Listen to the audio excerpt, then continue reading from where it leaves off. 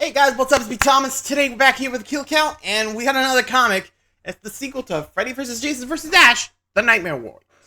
So yeah, this is the sequel to the first one, so I don't know what to expect from The Nightmare Warriors, so stop in and learn more about this comic. Be sure to like, subscribe for more. Hope you enjoy. Here we go. Let's begin. Welcome to the Kill Count, where we Hey, tally up Zoran. the victims in all our favorite horror media and show you how they were made. I'm Zoran, I voted for Kodos Gavoyich, and today I'm covering Freddy vs. Jason vs. Ash, The Nightmare Warriors, first published in 2009. Following the successful sales of the first series, Dynamite greenlit a sequel even before the final issue was released. Writers Jeff Katz and James Kahoric returned alongside artist Jason Craig. Originally envisioned as a 12-issue epic, the treatment was cut in half to 6 issues. But man, there's still a lot that happens in this thing, since they envisioned this as the epic finale to the trilogy started with Freddy vs. Jason. The Nightmare Warriors picks up right after the end of Freddy vs. Jason vs. Ash. The Necronomicon is used by the government to resurrect a very naked Freddy Krueger, who then sends Jason on a revenge mission to kill Ash and his girlfriend Carrie. Pretty standard stuff, but what's not standard are all the returning characters from both the Nightmare and Friday franchises. We've got Tina Shepard, Alice the Dream Master, and even Tommy freaking Jarvis. It's the ultimate fan fiction, and honestly, it's the best part of the book. Well, aside from the fact that Freddy wants to take over the White House, which is why we're doing this one before the election on Tuesday. So make sure to get out and slash the vote, bitches! Ha ha ha ha ha ha! Please don't vote for Freddy. And before I get into what's not so great about this book, I want to point out that the folks that made this really love horror. We're all good friends, we're all horror nuts, and it's very collaborative. So much so that writer Jeff Katz actually wrote to New Line when he was 8 years old, trying to get involved in making a new Nightmare on Elm Street movie. That said, my issues are pretty much the same as the previous book. The art is inconsistent, and I have a hard time telling the characters apart, especially when they look nothing like their movie counterparts. The writing is less juvenile this time around, but the characterizations of our headliners are still off. Ash is much more of a dick this time around, and not in a funny way. Best lock up your equipment before we get there. Gee, Neil, you think of that all by yourself? And here I thought you were a little slow. He also feels more like Sebastian Haff from Bubba Hotep rather than Ash. Freddy is still Freddy, but somehow they managed to make him even more perverted. But thankfully, our saving grace is Jason, who treats us to some truly amazing kills. How many Nightmare Warriors will be shooting down the walls of... Voyage? Yes? What? Secret Service, sir. As of 0900 hours, you've been elected president of Kill Count Games. We're here to upgrade your security. Well, that's so nice. I didn't know that was an elected position. What you doing with my butt there? Just standard security upgrades. We'll be setting you up with today's sponsor, NordVPN. It'll keep your internet data safe with next-gen encryption while also protecting you from malicious ads, malware, and websites. Plus, a strict no-logs policy means Nord doesn't track, collect, or share your private data, all while providing you with a kill switch to make sure your data isn't exposed for even a moment. No need. I'm already on the NordVPN bandwagon. In fact, I use their thousands of servers around the world to enjoy streaming sites globally. I mean, just this past month, I watched What We Do in the Shadows from Netflix in Australia, Resident Evil from Netflix in the Philippines, and Tremors from Netflix in Canada. Everything seems in order. We look forward to working with you. Jesus, get out of here. You're breaking James's set. I don't care if you're government officials. And right now, Sorry about anyone could elect to sign up for NordVPN at a huge discount, thanks to their Black Friday exclusive deal. Just go to nordvpn.com/deadmeat for a 2-year plan, plus 4 additional bonus months. It's risk-free with Nord's 30-day money-back guarantee. That's nordvpn.com/deadmeat, or visit the link in the description. How many Nightmare Warriors will shoot out the walls of heartache and go bang bang onto the count? Let's find out and get to the kills. Let's start up. Nothing else to say. The out-of-print comic begins when I pay $150 for it on eBay. Boop! Zoran! This time, the cover art was done by Arthur Saddam, Hey, you're the boss, bro. You gotta pay. That's what my mother calls me. who earned that title from his work on Marvel Zombies. That actually crossed over with our main man from Michigan. Oh, me? No. Not And unlike you. previous cover artist J. Scott Campbell's borderline porn, Saddam just did straight up porn for Penthouse Comics. A quick recap of the previous comic tells us that Jason's taking a wet nap under Ash's Delta 88. Freddy was banished to the Deadite dimension, but that doesn't stop him from returning as Jason's mom, who wants him going on a revenge mission against Ash and his Cisco-inspiring girlfriend Carrie. Oh, and look, it's Raoul and Jarvis from the previous book, who I'm sure are still harassing women in hell. Hey, demon chick, the power of Christ compels you to get on my dick. Yeah, if you don't ride that thing, I will. Yeah. Wait, what? Some men in black sedans arrive, led by director Russell, most likely named after Chuck Russell, the director of Nightmare on Elm Street 3, The Dream Warriors, of which this comic draws heavy inspiration. He's brought an extraction team of quilted double-ply commandos to extract the Necronomicon, which now looks as cute as a McDonald's Boo Bucket. Some divers go to retrieve Jason, but he's freed himself from the car and being drawn consistently. I mean, seriously, he looks like the Sin City yellow bastard here. A blub-blubbing diver is feeling so broke up that he wants to go home, but Jason's Schloop John bees his neck, continuing the tradition of really weird sound effects. The other diver flees to the surface, where he's helped out of the water and onto the Count, when Jason gives him the old relic treatment, gutting him and then taking out his buddy with a machete to the face. Ooh, damn! Killed before he could name his favorite Family Matters character. The Snowmandos open fire and end up shooting one of their own, but Jason manages to relieve them of their guilt by breaking one's neck and disarming another. Backup arrives. And this is why you usually just leave the supernatural stuff alone. Like, even if you knew where the Necronomicon is, just leave it alone. I'd probably just burn the damn book. Just saying. Every time someone uses that damn book, nothing good comes out of it. Jeez. I mean, heck, I probably would keep that lake froze forever. Then again, knowing Jason, he probably would have kept going anyway. Anyway. In the form of these Ghostbuster posers, who Jason makes into Toastbusters. Wait, the cords are in the water. How is he electrocuting them on ice? Ugh, I missed when science was a thing. 7 more Snowmando silhouettes show up, including Little John. Yeah! And Jason gets all Hulk issue 340 on them, before slicing them up on and off panel. But a couple must have survived, since later 2 guards say Jason killed 13 people. So minus the other agents, that only adds 4 for Jason, since one of those guys was shot by his own men. He finishes his spree by grabbing his mask, which is somehow on the lake after it was last seen blasted off and left in the rubble of the Voorhees house. Continuity police, now with a real mustache.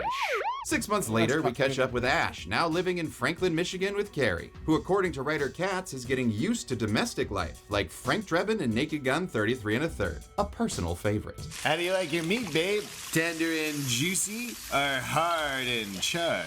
Yeah, neither of those are good penis descriptors, sir. Speak for yourself, bitch. Oh, maybe pants aren't such a bad thing. J. Jonah Jameson reports on some grisly murders along the interstate, but we never met them, so they stay off the count. Carrie's gerontophilia is interrupted by our first returning legacy character, Dr. Maggie Burroughs from Freddy's Dead, The Final Nightmare. You know, the one that turned out to be Freddy's daughter, Catherine Krueger. She's working with Dr. Gordon. I'm a doctor. No, not that one. This one's the Hypnosil Hawk and Doc from Dream Warriors. She's recruiting folks who are focal magnets for the supernatural to help fight beings like Freddy and Jason when they inevitably return. But Ash isn't really a team player and sends her on her way while Jason watches from the shadows. Wait, it took him 6 months to walk from New Jersey to Michigan? That's only 500 miles. Slow-ass motherfucking Jason. Ash goes on a give Jason a moment to kill Carrie beer run, and sure enough, Jason attacks Carrie, who defensively distends her jaw. I guess in an attempt to eat him like a snake. I don't know. All while Ash buys some Red Henry beer, a reference to Army of Darkness. And that's not the only one, as we cut to a theater showing Army of Darkness. Now, how does that make a lick of sense? Well, before I can get an answer, Freddy appears. How about we swap some spit in the back row, little Dream Master? He's referring to Alice Johnson from Nightmare on Elm Street 4 and 5, who is watching the movie with her grown-up dream child, Jacob. Back in Michigan, Ash returns home to find that Jason has divorced Carrie's head from her body, putting her on the grill when she really belongs in the fridge. To make things extra awkward, Carrie's parents have arrived for a very fucked up Three's Company episode. You killed my little girl. What? No, it's not what you think. Ash then punches him out of the comic entirely, grabs his trademark guitar case, and flees while a shadowy camo man watches. Over in Washington, D.C., director Russell is talking to Agent Carter. No, not that one. It's this guy, who looks like Ash for some reason. Russell wants to use the Necronomicon to create an army of monstrous assassins, as illustrated by this Slash Street Boys album cover. He then uses a War of the Worlds tripod to translate the Necronomicon and bring back Al Bundy? Welcome back to the land of the living, Mr. Kruger. Oh, it's Freddy. Sorry. I didn't recognize your Sasquatch thighs, Mr. K. Freddy's return prompts a creepy, totally not foreshadowing a betrayal wake-up from Maggie. Daddy's back. She's in bed with Dr. Neil Gordon, and a knock-knock almost turns this into the movie Knock-Knock when two busty girls enter. But before they can ask to see Dr. Gordon's PhD-ick, we learn that this is Rennie Wickham and Tina Shepard. Rennie is the final girl from Jason Takes Manhattan that had visions of that little shitty boy Jason. Yeah, that one. And Tina is the telekinetic older woman who's still drawn like a teenager. Oh, yeah. From Friday 7, The New Blood. Rennie is an empath, meaning she's highly tuned to the emotional states of others and senses something bad is about to happen. Maggie responds by crushing her hand or whatever's happening here and tells her to grab a snack and wait for the rest of the legacy characters. Come on, Ren. There's a cream-filled donut with my name on it in the fridge, and I want to get to it before Neil does. Are we sure this isn't a porno? Ash is at Crossover Junction. I mean, to be fair, same author who does the panel stuff. I wouldn't be surprised. Just saying. I mean, weird, but what are you gonna do? I can't complete that sentence. Moving on. As seen by signs referencing locations from Halloween, Texas Chainsaw Massacre, but no Bixby with a mustache! His camo stalker wants an autograph, but he's already boarded the train, and he's not the only one, as these two fellas catch a ride. However, Earl and his buddy, we'll call him Val for no particular reason, aren't alone. Whoops, bye Val. Shit in hell! Jason's here to kill Earl and turn his buddy into Toe Jam on a railroad crossing sign. Damn, that sign's arm really should have been down. Stephanie Kimball, the grown-up baby from Jason Goes to Hell, arrives, and she's escorted by her misspelled father, Stephen Freeman, who is very much not a blonde man. The misspellings continue when Tina introduces herself with an extra P. Stephanie just can't take all this inaccuracy, going into convulsions, and showing us she has a true eye for transitions. Oh wait, Yoshi, grab that smiley flower before we go. Good work, buddy. The train has arrived alongside a trio of douches that make Jarvis and Raoul look like fucking choir boys. You sure got pretty lips. How about we put them to the test, boys? I'm not mad. I'm just very disappointed in you Nightmare Warriors. Luckily, their casual middle-of-the-day sexual assault is interrupted when Jason cock-blocks one guy forever and bamfs this girl in the process. Bamf? Okay, it's not a real word. I'm gonna look this up. Bamf. The sound of a dick machete lightly grazing a woman's face. What dictionary is this? Hey, Jason turns his attention to the rest of the droogs, going bowling with this bastard's bean that then helps this other guy get crunk. What? Finishing him off with a gnarly foot stomp. Jason then triumphantly leaves, having saved the girl. For last, oh, Jesus, Jason. Okay, an out of context mouth capitation is pretty cool, but, the tears in her eyes just make this just fucking depressing. Back at the House of Confusing Perspectives, Alex and Jacob have arrived, as well as Ashley J, who wants a piece of Jason. And Maggie tells him he's not alone, introducing him to the rest of the group. Maggie plans to use everyone's combined powers to destroy Freddy and Jason once and for all. Ooh, and here's your chance as Jason barges in, immediately killing Steven by punching his head into his body like a human whack-a-mole. Why are you blonde? He seemed to say. Ash grabs his guitar case to but issue 2 is way too early for a rematch. So a Hummer bursts through the wall, rescuing everyone. But who's driving this nickname for a blowjob? It's Tommy Jarvis from Friday the 13th, part 4, 5, 6, and the Never Hike Alone series. Oh, and that one shot in Social Mediascus too. Director Russell's men arrive in order to capture Jason. All right, people, let's go. It's just like the simulation. Tag him and bag him. Oh, I know what bagging simulation you trained on. What? They enter the house and open fire, making sure Jason is chock full of bullets and some dildo missiles for good measure. Somehow, it knocks him out, and they take him back to Black Book HQ. The Nightmare Warriors have... I'll be honest.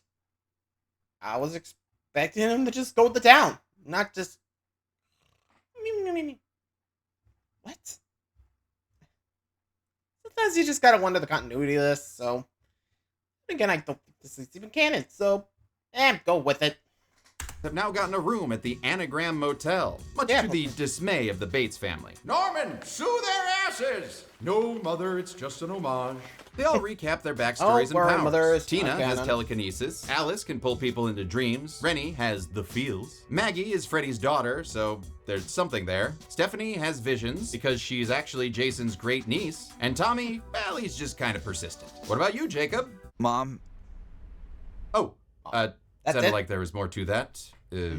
Moving on. But whatever their differences, they're all united in one common goal: to never wear bras. And it was a conscious choice to have them all scantily dressed according to artist Jason Craig. The last comic was set during the winter, and it didn't make sense for the girls to be in skimpy outfits. So they set this book in the summer, specifically for the copious amount of cleavage to make sense. Classy. Tommy leaves because he believes he's the true chosen one destined to kill Jason, and the rest plan to talk to Maggie's father, Director Russell, in hopes of convincing him to use the Necronomicon to send Freddy and Jason to hell for good. I don't know if you should trust that book. Oh, come on, I won't let you down, buddy.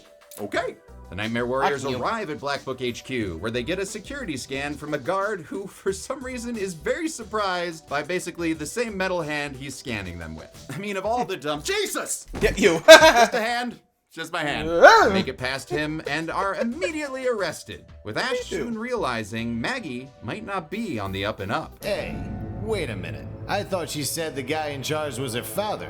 Why'd she introduce herself to that Russell character? Jason's put in a prison filled with deadites and a familiar face welcoming him to the pit. Ooh, maybe you can unlock Reptile. Also, I want to say, for the most part, I like the look of Jason's half mask, which artist Jason Craig said gave Jason some more emotion. But sometimes— yeah, he just looks real dumb. I miss my mom. With his new captive audience, Freddy reveals his plan. I control the book and all its power now.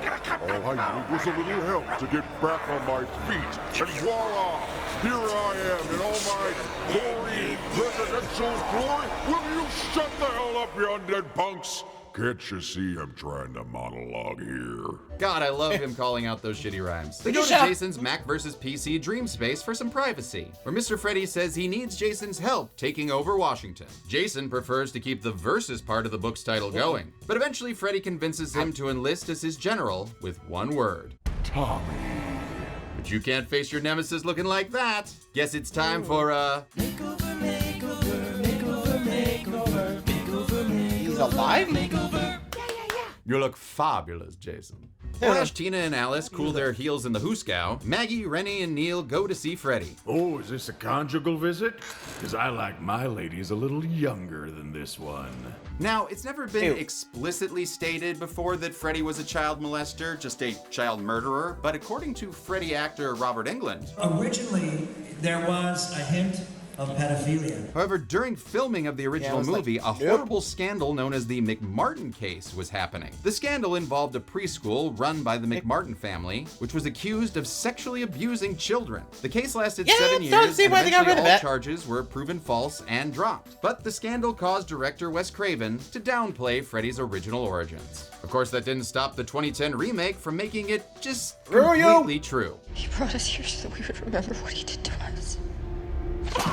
That movie. Freddy uses his skeleton powers to transform back into Uncle Leo? Hello! Earlier, Russell gave Freddy an all-access pass to the Necronomicon to help unlock its secrets, which allowed him to become one with the book and get a bloodthirst ab trap pick for his Tinder. Director Russell goes after Freddy with his own glove, but Maggie redirects it right into Russell's stomach, leaving him to slowly bleed out on the floor. Ooh! Can't believe you did that to your dad. Gordon Russell wasn't my father. Right, your real dad was Freddy. Well, looks like it's time for a nice family reunion. Now give Daddy a little sugar, sweetums. Bro, Mag, what are you doing? You killed him earlier. Come on. Gross. Thank you. Why? Fuck, my glasses are in there. Ooh, seriously, this is some yum that needs to be yucked. It is the single grossest comic panel I have ever seen, and I've read everything Garth Ennis has done. Neil tries to snap Maggie out of it with a kiss, but her reaction leaves him gutted. She then reveals her true name to be another misspelling. Continuity Police, little help? Continuity Police. Wait, did his mustache change? Freddy then turns his daughter into X-23, and she NYX's Rennie off the list of the living. And Ash Rennie's convinces Tina to break them out of prison in the most Ash way possible. Use your telecommunications to spring the lock and get us out of here. Love it. As they escape, they're greeted by General Stonewall Jason and his confederacy of Deadites, who then chop, punch, and eat 3 Black Book employees in what looks like a hospital for some reason. Tina uses her powers to raise the floor or something. Okay, honestly, what is happening right now? I don't know, but I guess the grong means that Jason's cut off from his victims, leaving him and his Wolverine Deadites to find another way out. Hey, watch it, bub.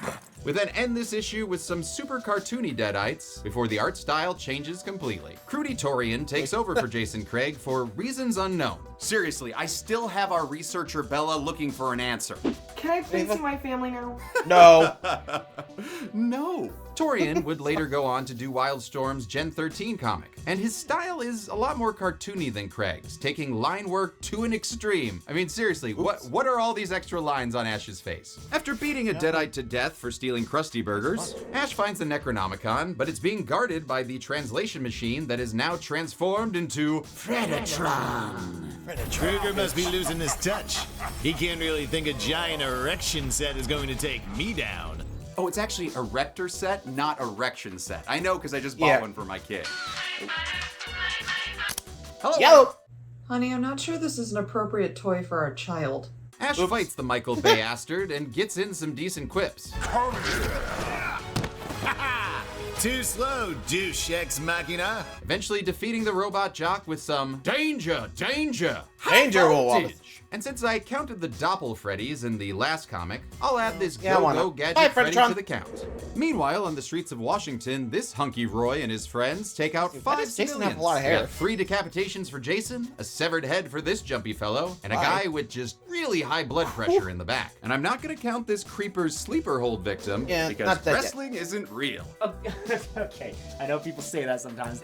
It's scripted, yes, the outcomes are predetermined, but the things that they're putting their bodies through, that's real, man. The emotion that they evoke, that's fucking real, man. You think these broken necks... you brought it up, Thorn. Blame yourself. Don't follow me! Jason notices a homeless man and gives him some spare machete, but it turns out he's actually Tommy Jarvis in disguise.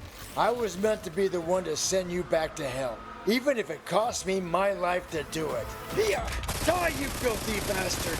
Die! Die! Die! And this plot point is so dumb, honestly it could have come out of a pitch meeting video. So I was thinking that Tommy Jarvis could pull off his Mission Impossible style mask and reveal he was the homeless guy this whole time. Why'd he disguise himself as a homeless man? Couldn't he have just wandered the panic-filled streets undetected? Unclear. And how was he able to make a perfect human mask? Because as a kid he made monster masks and he spent 25 years perfecting them instead of killing Jason. Yeah. And then he just starts firing 2 guns indiscriminately knowing that bullets do nothing to Jason. Huh.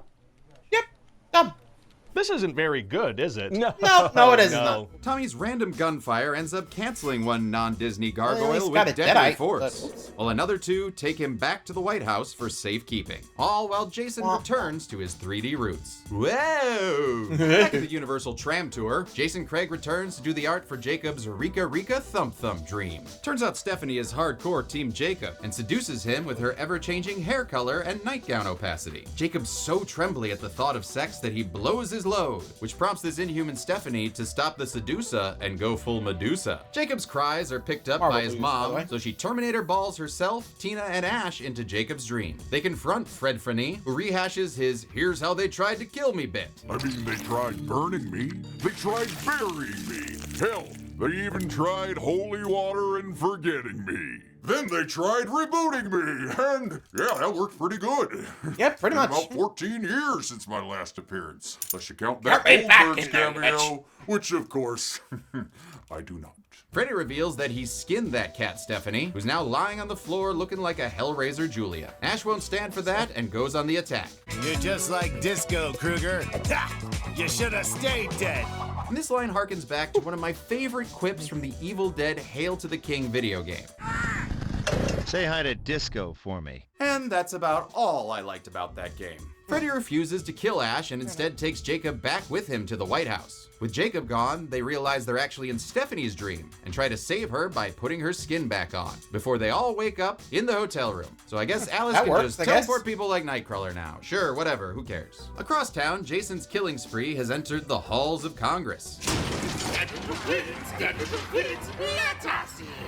Not by the head of our... Oh, no, Yeah, you're they in. let And it. you've killed Oopsie. 12 senators and congressmen. Whew, talk about a killabuster. The mayhem continues outside the White House, where a Secret Service man takes out a Deadite, while another swallows this guy's soul. And then we see 2 bodies here on Elm Street, Vania Avenue. Well, inside we have 4 more bodies that add 8 to the count with a hop, skip, and a jump rope girl. A presidential address reminds us that this comic was made during the Bush administration.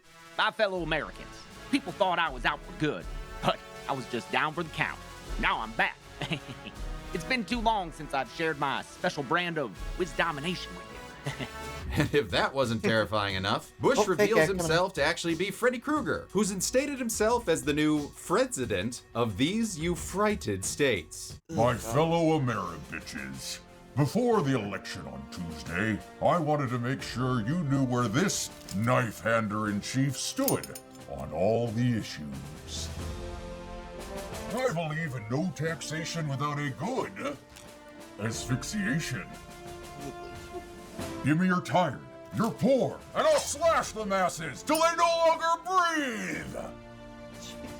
Yeah, I'm no monster. Your body, your choice. So this election day, vote for Frederick Charles Krueger, because I can guarantee you the last thing I want America to be is woke. Vote! Ash plans to storm the White House by mixing metaphors and raiding the local pawn shop for supplies, like double machetes, double handguns, and a chainsaw and boomstick. It ain't much, but it's gonna have to do.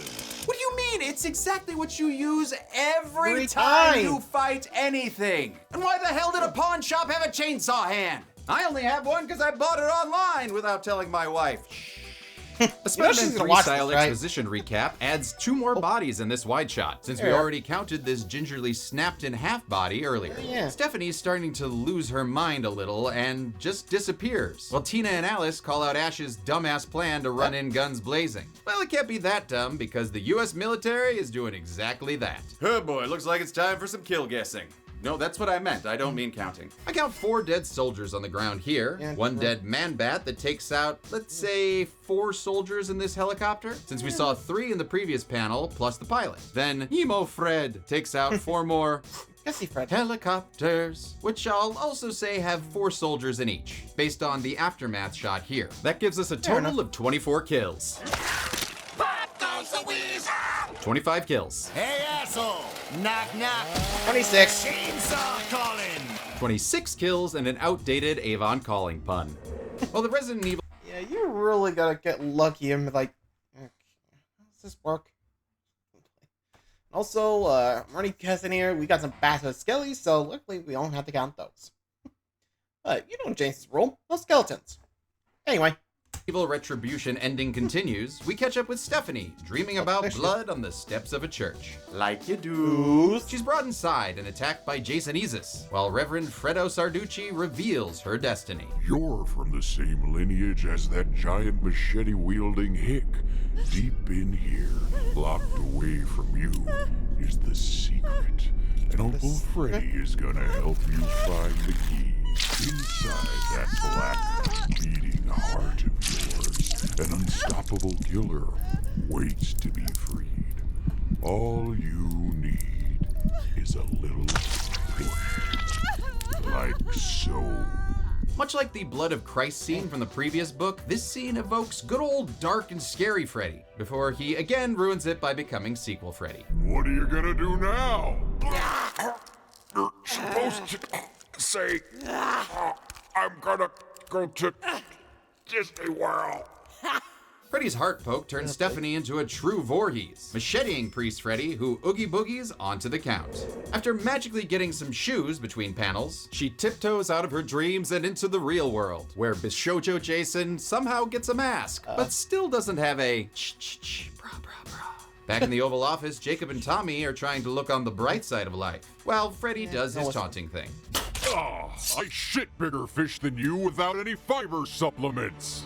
You heard it here first, Yep, folks. that's Freddy Jason. shits fish. Freddy goes to kill Tommy in order to eat his yummy survivor soul or whatever, but Jason ain't having any of that. Tommy belongs to him, but Maggie protects Freddy by getting into a cat fight with Jason. Ah, seriously, you're pulling my hair? What are you under that mask? A big shambling puss. Nope, nope. Yeah, no. She's not doing that. Nope. I guess I could try it. No. It's a good thing that Nope, not saying that either. They're just Secret like, Wishes screw Freddy that. makes a knockoff Wolverine sound before asking Jason, do you have a flag? No? Well, here you go! Ooh. Now you can have a country. The fight comes to an end when a tank barges in, crushing Jason and... Whoa, hey, Maggie? She can't really be dead, right? Oh yeah, she's gone. All right. The tank sounds like a distraught Stimpy before it blasts Freddy away. And honestly, I love this entrance for Ash, having been thrown through the wall by Tina's telekinetic powers. That's fucking teamwork! As Ash frees Jacob and Tommy, we see that Dr. Gordon is somehow alive, even though that belly slash should have killed him. I mean, the same thing killed Rennie and... wait, is George Washington wearing a hockey mask back there? Where was I? Oh yeah, now black-haired Alice confronts Freddy like she's raiding a tomb, but she realizes she can't defeat him with guns. Finally, someone gets it. And her dream powers have taken too much of a toll on her body to be effective, so she sacrifices herself in order to pass her powers onto her son. I'm the Dream Master now, Kruger! And those souls include Freddy's mother, Amanda Kruger, as well as the Dream Warriors, Kincaid, Will Stanton, Taryn White, and William Zabka? You know, the real hero of the Karate Kid series. The final battle kicks off with Amanda using her helicopter-sounding Raiden powers to, dear God, kill all the Deadites? And I thought kill counting a comic would be easy. Okay, I can count 177 in this shot and 168 in this one, and I guess I'll go with the larger number since there is some overlap. So we can add 177 Deadites to... You better not be counting bastard skellies. I'm charging overtime for this! Approved.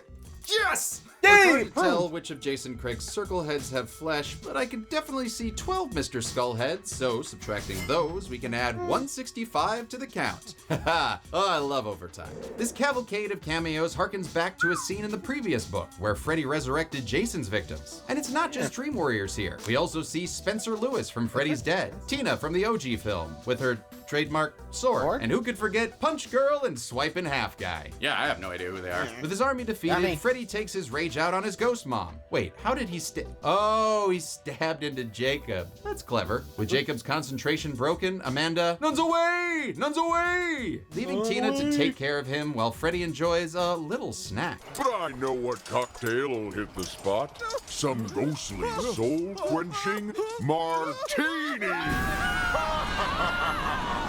You count this? Freddy drinks up the they're already teens dead, that so. also should have disappeared when Jacob was stabbed, but no time for explanation since Jason has returned. And I love the little cartoon cutout for where he broke through the wall there. Ash and Tommy argue about who gets to kill Jason. No, do it together. I need to be the one to put Jason down for good. You can't do it. Only I can. Get over yourself, punk. This isn't a video game. But if it was, I'd be covering it on the first Friday of every month since I'm the new Dead Meat Game Daddy. Oh, I immediately regret that name. Ash forfeits his game of rock, paper, chainsaw to go help the girls, while Tommy and Jason have the fight he's been hyping up for decades. Ooh, let's watch. You just kept killing and killing and killing, but you never got me, and you never will. Yeah! You never will.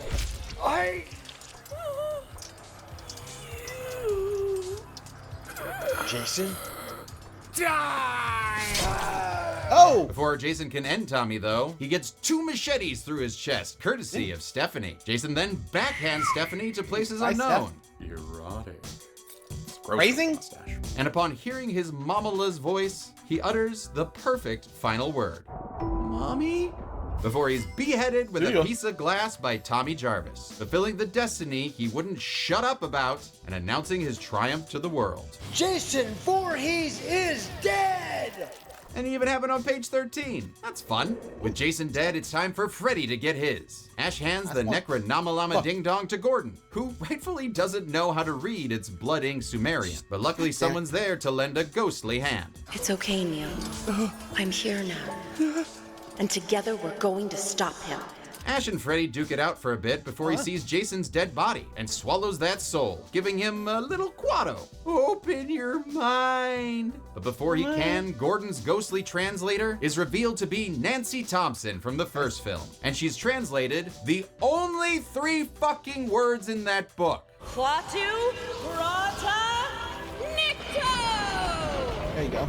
A portal then opens up, sucking in Agent Carter. Remember him from that one panel? No. Everyone holds on for dear life. Well, except for Freddy, since those survivors' souls must have had immunity idols. And it looks like nothing can stop the self-proclaimed dream god. That is until the book decides it wants its power back, and the stupid spermy dream demons return to strip Freddy of his power, his clothes, and his skin condition. Freddy pleads with Ash to take pity on him, but Ash ain't buying it.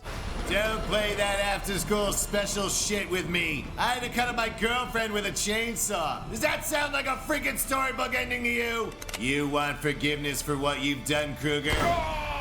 Ask the kids you killed for it. When you get to hell! Badass! Wait, why are the kids in hell? Well, it doesn't matter since Freddy is finally dead. Shot in the chest by Ash with his body kicked into the Deadite dimension.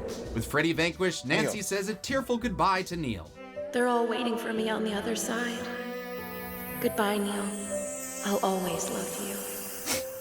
Nancy, please don't go. And the next day, we get an epilogue. Stephanie and Jacob survived, and Tommy has been put in charge of training the survivors in case Freddy or Jason return. Those kids are your #1 responsibility now. They've been through the war and are going to need someone to look after them. And I can't think of a better captain for these Nightmare Warriors. Hey, that's the name of the comic! Ash gets some sugar and a motorcycle that seems custom made for him. Don't know when he had time to buy that. He then takes off for a new life in Texas, even though now we know his true dream is Jacksonville, Florida. We of course get a tease that Jason will return since his body has disappeared. And as for Freddy, well, for that we travel back to Springwood, Ohio in 1964, where the police are celebrating his arrest. 2 years before he's arrested, according to Freddy's dead. Continuity police. Oh, come on, that's just silly. A time-displaced Agent Carter, remember him? No. Work to do. Finds Freddy's arrest warrant that was never signed correctly, thus leading to Freddy's mistrial. So he goes ahead and signs it himself, which is still an issue since he's from the future and no one knows who the fuck Wesley Carter is in 1964. But it works, and Freddy, much like Ernest, goes to jail. Though it still looks kinda cloudy with a chance of child molesters. How many legacy characters will we no longer see after Freddy's State of the Union address? Let's find out and get to the numbers. Oh, that's fun. Hashtag $! 253 people, Deadites, and Freddy doppelgangers died in the Nightmare Warriors, with the victims consisting of 72 men, only 9 women, and 172 unknown, giving us a chart as gray as the skin on our special, special boy's face. Who didn't get most of the kills this time around? Oh no, that honor goes to the ghosts of Nightmare movies past. And how did this stack up with the rest of the trilogy? Well, let's check it out. Vastly surpasses its predecessors, thanks mostly to Amanda Kruger's zappy. Bye-bye. Basically, you know the scene I'm talking about. So with a total story page count of 132, that left us with a kill on average every 0.5 pages. We'll give the golden chainsaw for coolest kill to Stephen Freeman. Never seen a man's head punched into his chest. Ah, god damn it, the misspellings are contagious. Dill Machete for lamest kill goes to Maggie Burrows, aka Catherine Kruger, who was crushed by a tank and forgotten about immediately. Wait, who are we talking about again? And that's it. Freddy vs. Jason vs. Ash, The Nightmare Warriors came out in 2009 and completed the trilogy started with Freddy vs. Jason. With that, we wrap up our comic book kill counts as I move on to monthly video game kill counts, starting with Resident Evil in December. But until then, I'm a man who has a borderline debilitating sideshow statue addiction, and this has been the kill count. On the next kill count. Something deadly is lurking beneath the small town of Ashton. Something slimy. Something like slugs. They're crawling out of the sewers and into your homes. What the hell are you talking about? I'm talking about slugs. They're tiny mutant pests that'll eat you alive. Demented crickets? Rampaging mosquitoes, maybe? How about lots and lots of slugs? From the director of Pieces comes another movie with super horny characters. Do you like? and super gory kills. It's the underrated creature feature, Slugs. Witness the sleazy slime fest that'll make you afraid to go in the garden. Witness Slugs. What's coming into the bedroom? Slugs. What's coming out of the toilet? Slugs. What's coming to the kill count this Friday only on Dead Meat? Slugs. Another fun-filled night in Ashton. Slugs can currently be watched. Well, that happened. I got nothing left. Slugs, huh? Let's add that to the kill count. Just came out. Anyway, hope you enjoyed. Till next time, let me know what you think of the Nightmare Warriors. Enjoyed? Later.